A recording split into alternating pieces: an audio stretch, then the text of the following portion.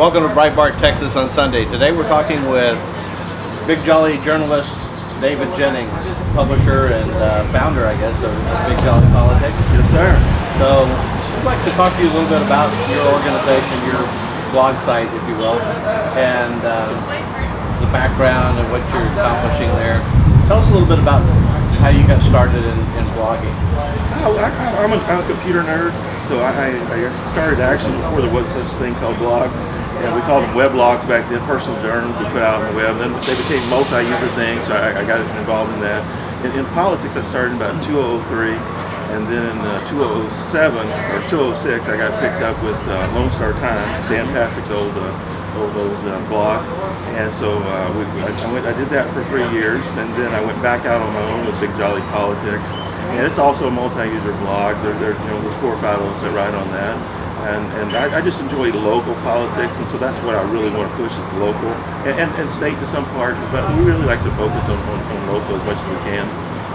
And by local, you really get down into the dirt. I mean, you get down to the nitty-gritty little, like, JP offices and district clerk offices. Shore Acre City Council as well, yeah. as local as I can go.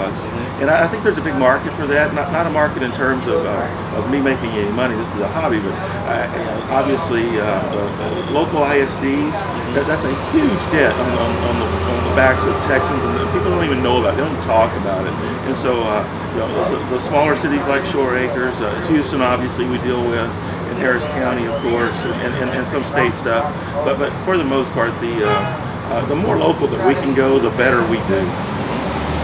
You know, it's an interesting niche that I think you've developed here, and I wish it could get replicated more across the state, because it seems like the closer politics gets to somebody's back door, the less attention they pay to it. And I don't know if that's because the media just pays no attention to it or what, but you're filling a good niche with that.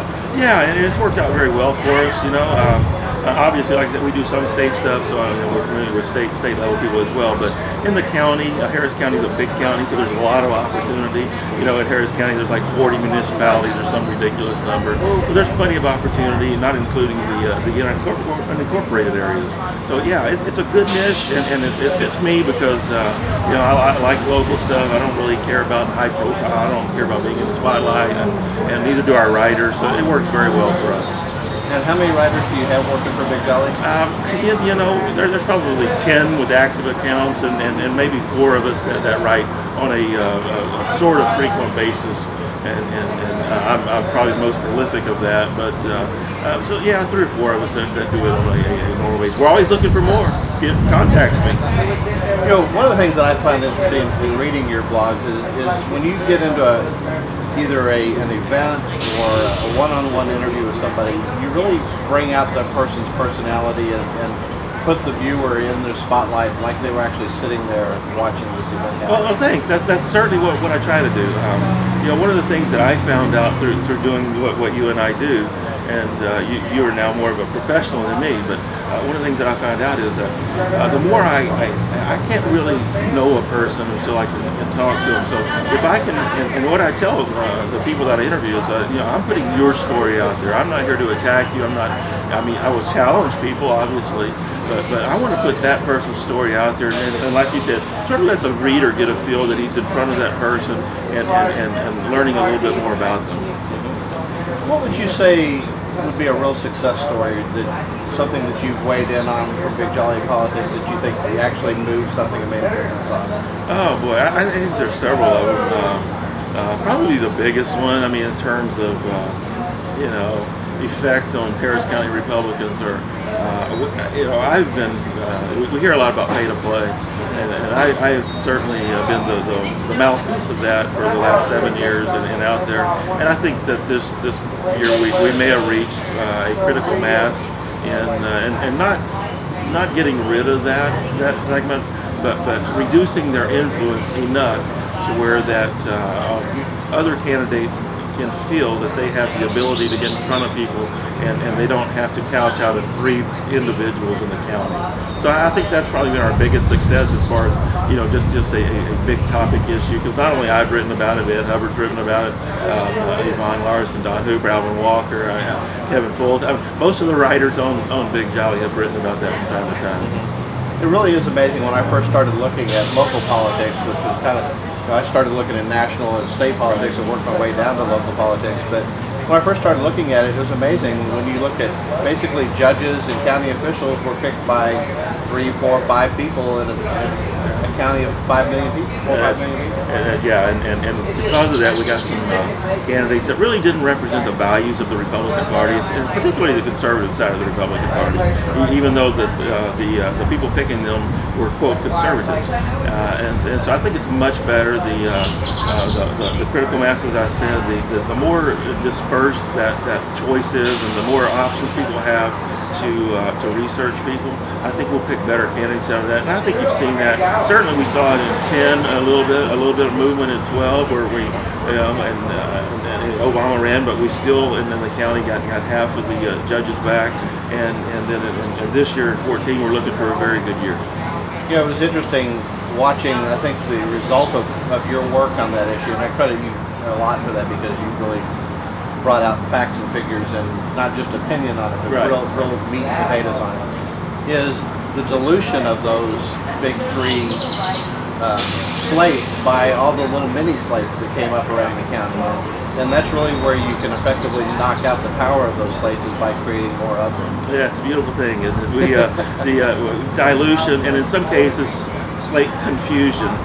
If you noticed this last time, there were several large money statewide candidates that went in on what I call, and what the consultants call, slate confusion, and they put out slates that looked similar to those big 3 in some cases, and so that when people got in their mailbox, we want them to be confused. We don't want, and you and I, as conservative activists that put a lot of time into this and a lot of effort into it, we don't want people to not have to research and just walk out to their mailbox, pull out a slate from any particular person and say, okay, I'm just going to walk in the ballot and use this.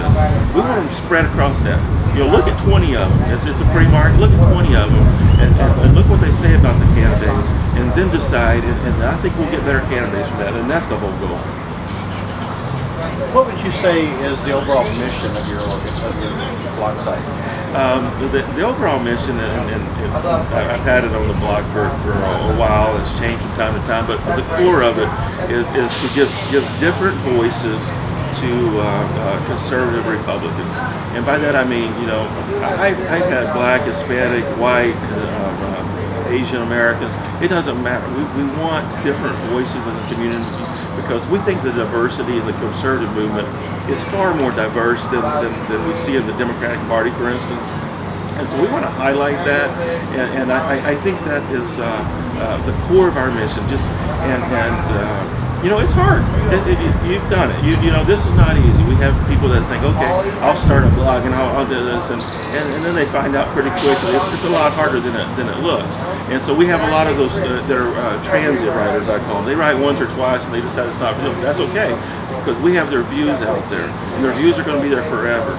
And so what we're trying to do is bring in more of that. We want more of those transient people. We want to talk about the culture of the Asian American community, the culture of the Hispanic community, the culture of the African American community, and certainly the culture of the white community.